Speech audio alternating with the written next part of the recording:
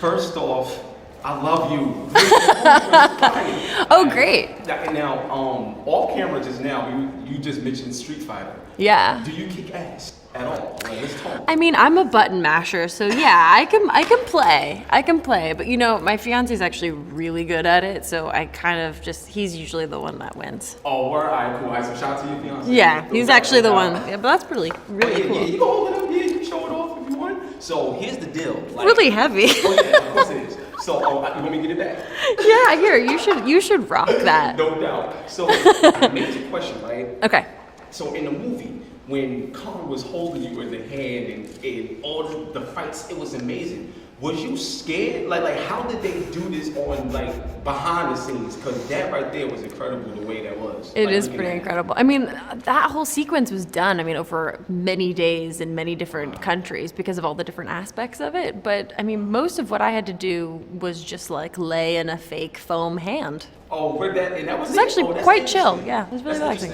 So now doing this movie and you're the photographer, photojournalism, like I know a lot of actors, they really become a part of that role. What are your thoughts on journalism and just capturing the story now that you played this role in Kong? Like, how did it feel to really be that? It felt incredible. I mean, I've always had a respect for journalism. I have to deal with a lot of journalists all the time in my job, and we put a lot of trust in them to like tell the story and tell the truth.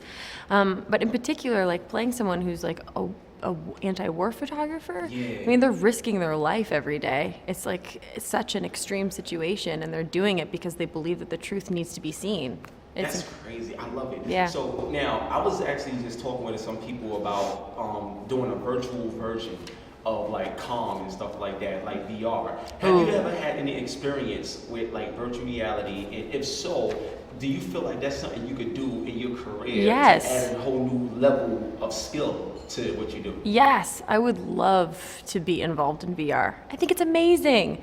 I've done VR a couple of times.